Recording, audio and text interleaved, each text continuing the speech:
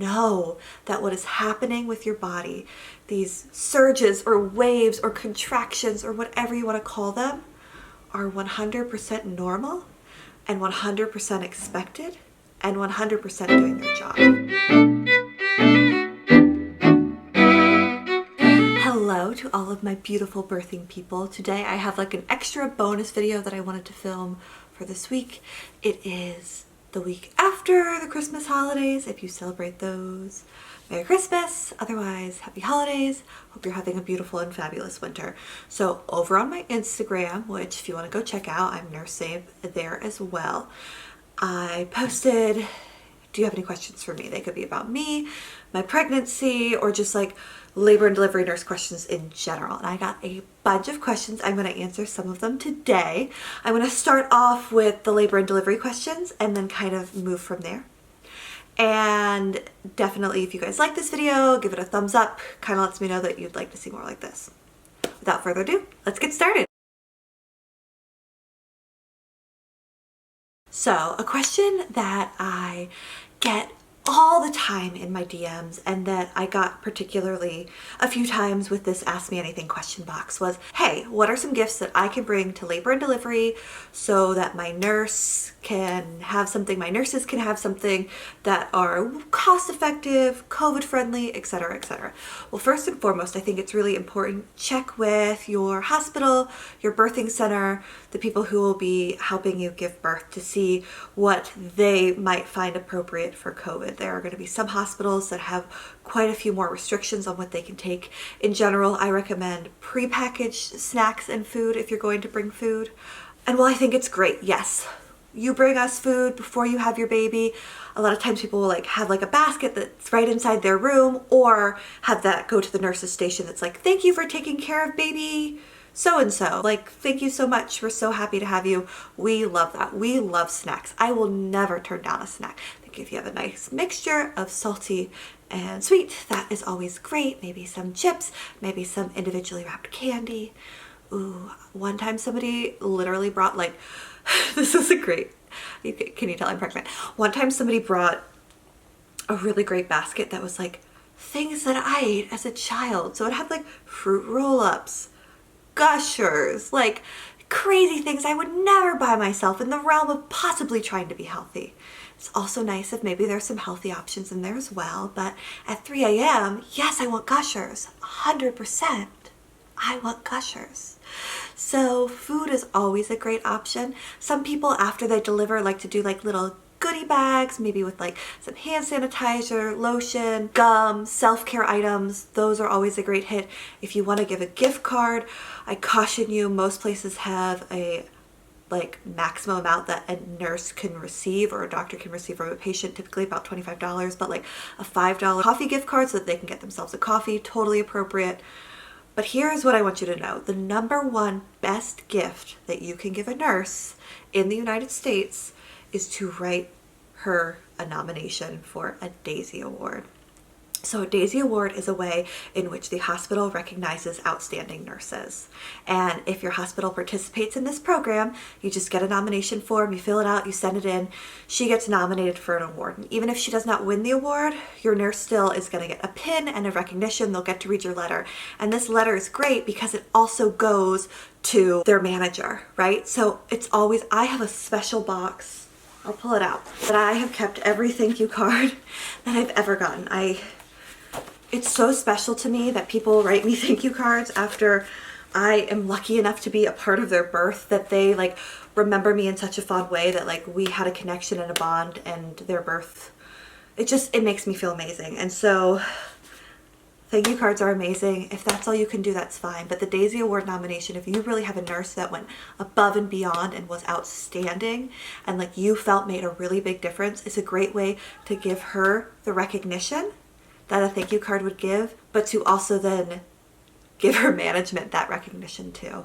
Because unfortunately, like, hospitals are a bureaucracy, so like if you look good to your manager, that's always good for getting raises and other things that you might want or need. So this next question, another one that I get a lot. What would you say is the most effective, successful way of coping with labor that you've seen?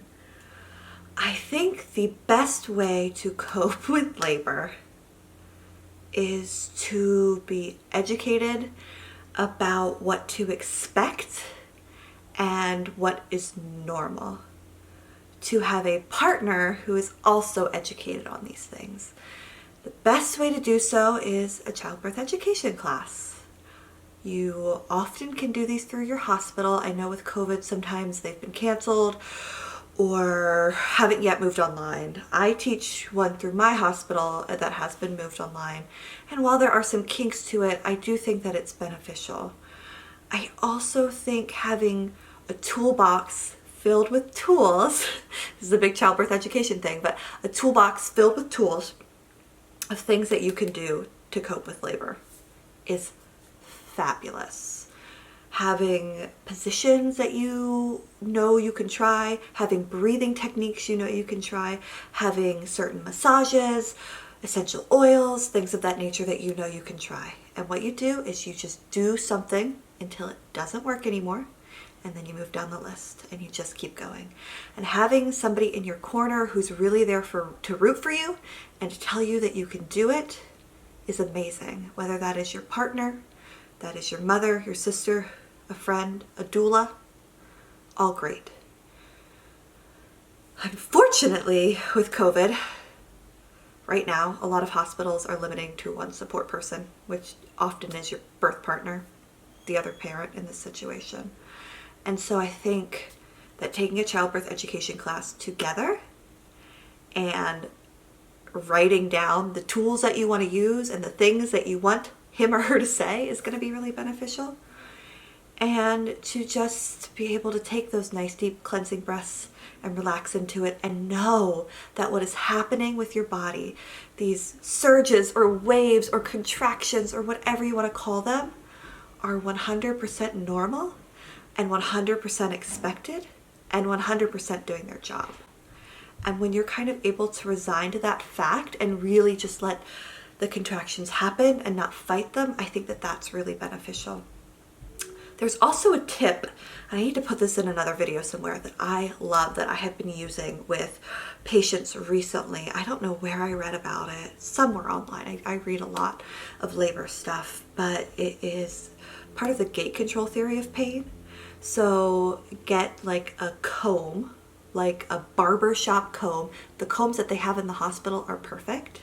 Put the pointed side towards your hand, and then during a contraction, really like holding on to that while relaxing everything else, making your hand hurt here, gets those pain signals to your brain faster and helps this not be as intense. And it's something to do during the contraction. I've had a lot of patients go unmedicated recently who have really enjoyed that. So that is definitely a trick that I think is fabulous. I also think understanding the connection between being relaxed throughout your body, helping that relax your pelvic floor is also really important, because a nice relaxed pelvic floor is going to allow your baby to descend and rotate and dilate your cervix. A big key is keeping your jaw relaxed and just guided relaxation. For myself personally, I really appreciated a double hip squeeze in labor and being on hands and knees and all fours, and also using hydrotherapy. Those are all things that got me through my labor. A few questions about trying to conceive, tracking ovulation, when you should go seek help as far as if you're doing OPKs and tracking your ovulation. Here's what I will tell you. I'm not an expert in tracking ovulation. We did it with my first to conceive, but hey, so future editing Elizabeth here. Unfortunately, the next few minutes are going to be out of focus on me due to several interruptions in filming. You can hear one of those interruptions now, but if you were ever curious about what my pillows looked like, now's your lucky day. Obviously, thus was successful after we figured out the whole thyroid issue. There is a book that I recommend to anybody trying to conceive, anybody just trying to get better in touch with their body, either after being on hormonal birth control or just like the horrible sex education in our country. Yay, America. Taking Charge of Your Fertility is a wonderful book. I will leave it linked down below. It goes over science of fertility, tracking ovulation based on cervical mucus, temperatures, cervical position, and I found this very helpful and kind of all-inclusive, and it goes over when you should seek further treatment.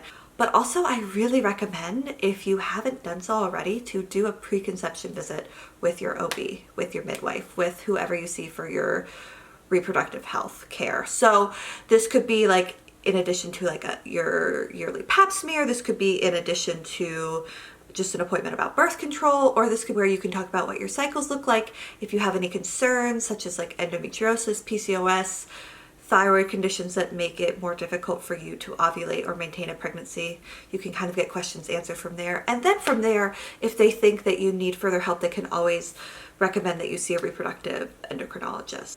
So here's another question. What is my number one tip for prenatal OB appointments? I feel like they go too quickly to think. Yes, 100% agree. I posted about this in my stories, but if you don't follow me on Instagram, you didn't hear it. So I think it's really, really, really, really beneficial to write down all your questions. Write them down as you're thinking of them. I have a note on my phone that are just questions for my OB. I was thinking of them over the weeks in between my prenatal appointment. And then when my midwife was like, hey lady, you got any questions? She didn't call me lady. I was like, yes, actually I do. Let me ask you my question. That was really beneficial to get all of my questions answered, because I am one of those people who has a lot of questions, and then when they're like, do you have any questions? I'm like, oh no, I'm good. And I think part of that is just like, I am a girl growing up in the millennial world, and so like I am a people pleaser and I want to get an A, and so not having questions is a good thing, but seeking out questions and clarification is really, really important. And also right now, the time of COVID-19, when we are having limited to no visitors with us in the prenatal appointments, which don't even get me started on how I feel about that, because it's not 100, but asking if you can record or take notes during your prenatal appointment is, I think, really important. I think if the answer is no, then say why, because that's a perfectly reasonable request, and go from there.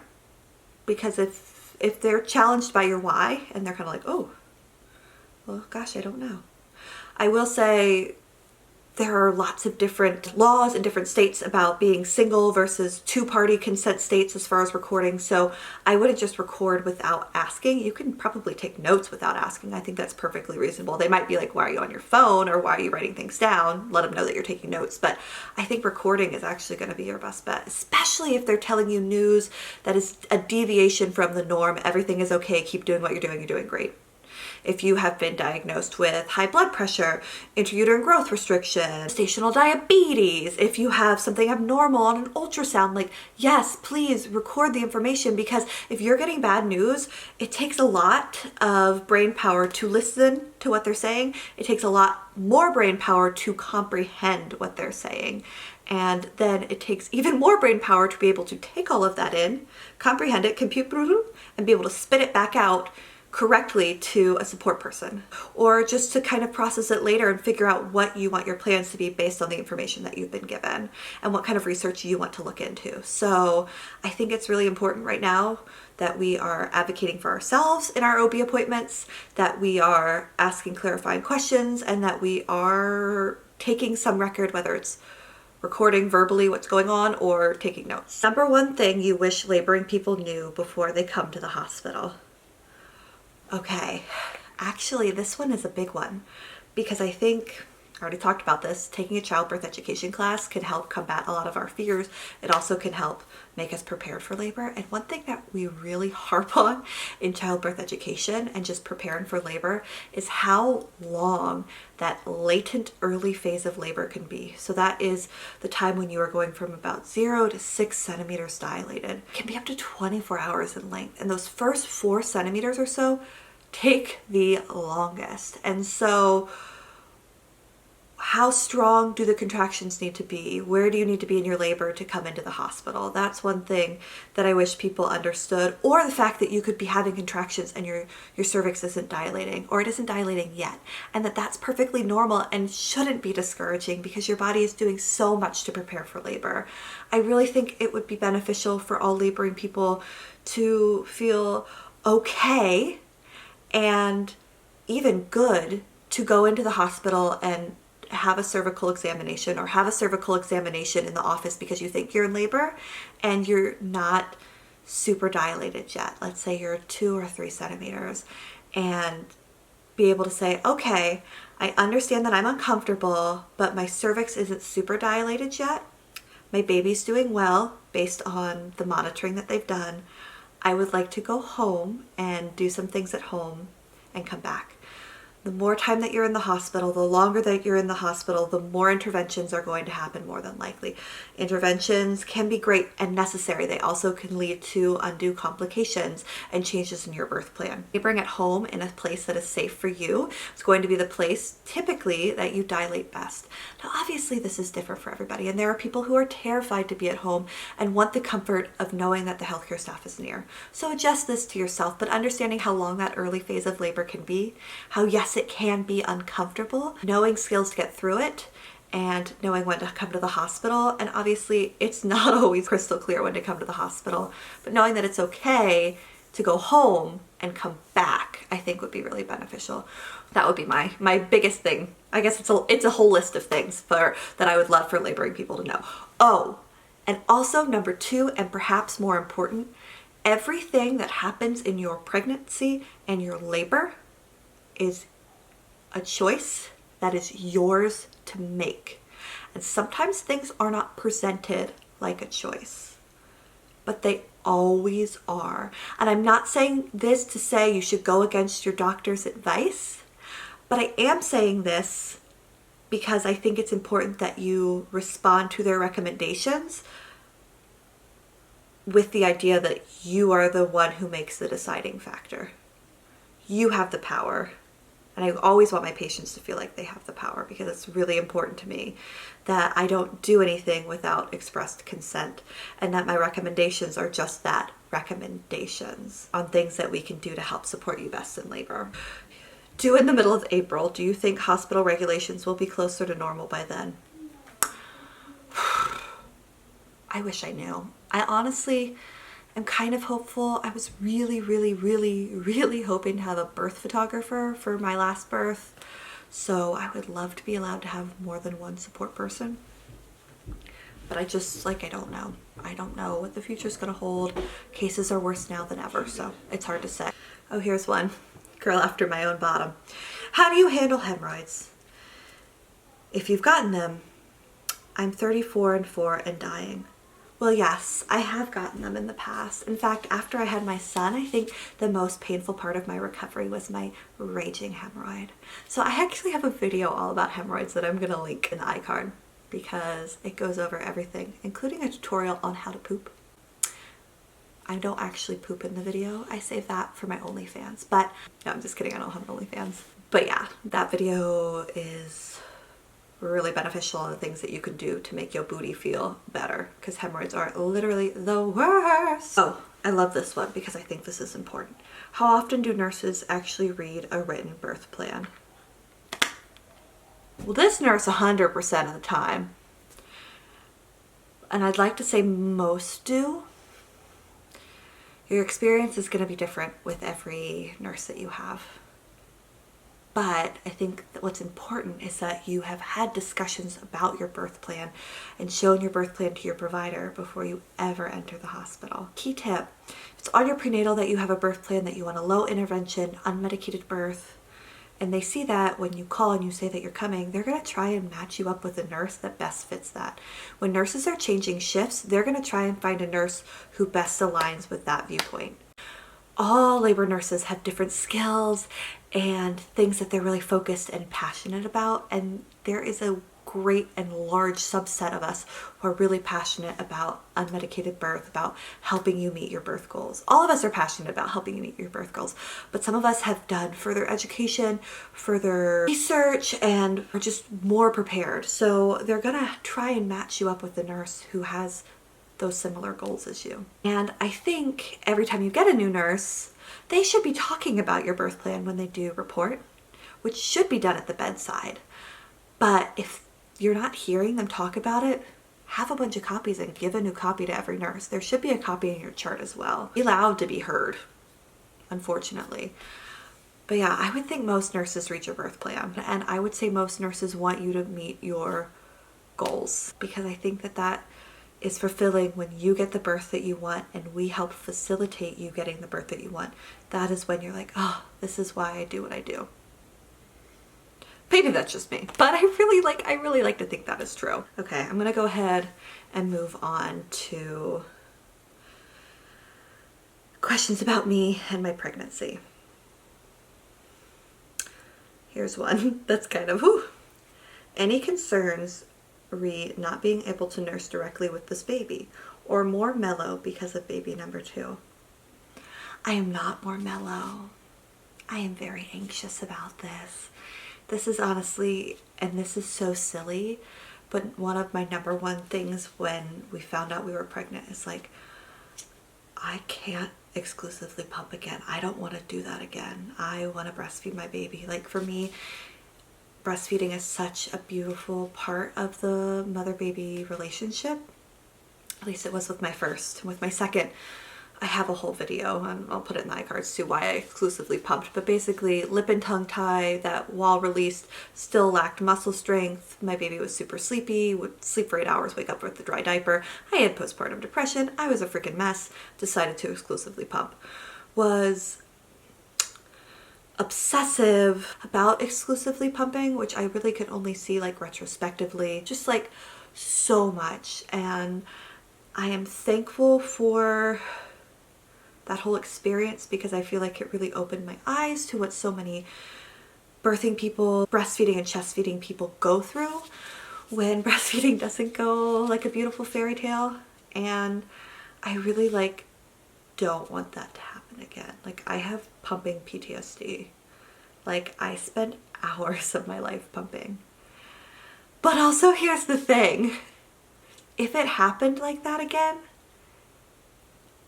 I would still exclusively pump again. Like, you know, it's not for everybody. It is a lot of work. But for me and for my babies and what I could give to them, I want to give them breast milk if I'm able to. And yeah, no, I'm really, really, really anxious about that.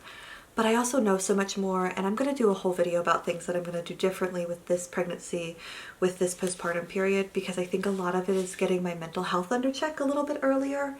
I think that would have helped with the whole breastfeeding situation too. I think I would have been able to take it a little bit more in stride and just, I don't know, but yeah. I'm very anxious about these things, so pray for me. But I'm gonna be okay either way. My baby will be fed one way or the other. Direct breastfeeding, express breast milk formula, my baby will be fed. But I also don't want to invalidate my feelings on the fact that I am anxious and nervous about breastfeeding this baby. Because I am. Because I really want it to work and it's my last baby. But yeah, we'll see how it goes. Are you still exploring becoming an IBCLC? So, International Board Certified Lactation Consultant. Yes, 100%. So with that, you have to have a certain number of hours working with breastfeeding women. I have that. You need to take some classes, so I would need to do that. It's an investment of time and money, which I am more than willing to make. They have the test 2 times a year only because it's international, next couple year plan. But basically every time I feel like I'm in a place where I'm like, oh, I could look into doing IBCLC stuff, well, I am pregnant again. So I just know what I can handle on my plate and what I cannot. But that is a big dream of mine, is to add those letters to the end of my name, to add that education, to add that component where I am able to help people who want to breastfeed even more than I am able to do so now. So yes, that is definitely a long-term goal for me. On the L&D floor, or do you sometimes work elsewhere like a clinic? I work on an LDRP unit, which is labor and delivery, postpartum, and recovery. We have a 11-bed labor unit. We have 2 triage beds. We have 2 OB PACU beds, and then we have 24 postpartum beds. And the postpartum unit and the labor unit, and then we also have a nursery. I don't do nurseries, so that's why I forgot about it. The labor unit and the postpartum unit are on like the same unit, but like different hallways. And so you either are assigned when you first come into labor and delivery or postpartum. Sometimes you can get pulled from postpartum if labor and delivery is really busy. Sometimes you can go from labor and delivery and take your patient out to postpartum. I get to follow and have like a really nice completion of care that way. So I work postpartum, and I also do labor and delivery, and I also do cesarean birth. So I will circulate a cesarean birth and do recovery in our OB PACU. When is your due date? So my due date is May 31st. So I am 18 weeks pregnant today. I will show you my belly. I feel like I'm in that really fun, awkward stage of pregnancy where like I'm not big enough yet for maternity clothes, but I'm definitely too big for like jeans or like super restrictive things. I have on like high-waisted leggings right now that are comfortable, but like leggings that aren't high-waisted I feel like just like cut me right at like my largest point. So I will show you. Oop. Here, let's see if I can zoom out a smidge. So, I mean, I have like a little bump. It's not really like that big, but it's there. It gets larger throughout the day. I think because I'm eating food. Has it been difficult to bond with this baby pregnancy due to your previous loss? Yes and no.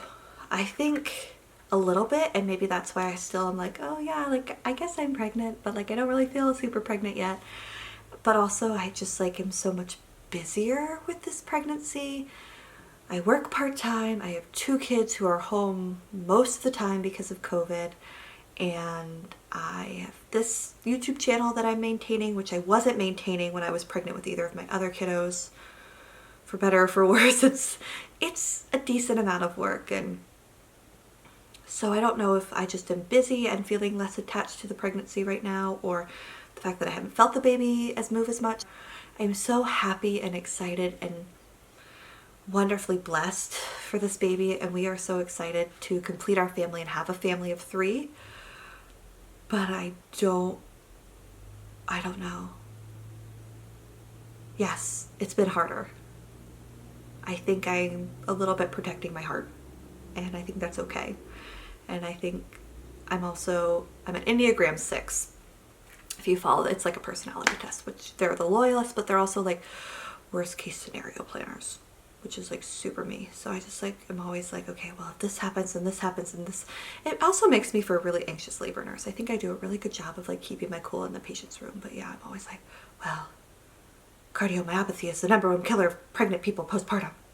Like things like that. So that's just me always thinking worst case scenario. I don't think it's a bad thing, but I do try to write it in. So yeah, the answer is yes. The short answer is yes. The long answer was everything I just mumbled and said and spewed out of my mouth. Have you told your other kids about this pregnancy yet? We have. We told them kind of early, just because I was so miserable, just to kind of explain like, why is mommy on the couch all the time and like not being a contributing member of the household. They're both very excited.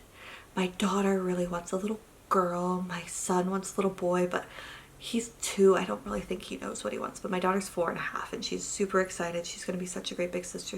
They both love babies. They're going to be great. I'm really excited for them to like move into this role of being like big and bigger siblings. So they're very excited. I think we're going to have some jealousy issues for sure. My daughter is just one. She's really advanced verbally, I think. Of course, I think my daughter is like beyond intelligent. But she just really does a great job of like verbalizing her feelings. And sometimes I'm like, oh, those are a lot of big feelings. She has a lot of like, I'm feeling jealous. Like our neighbors just had a baby. She's like, I'm jealous that they have their baby and I don't have my baby. Like, yeah, I get that. Like, it's okay to be jealous, but that's a big one. But yes, we've told them and they're very excited.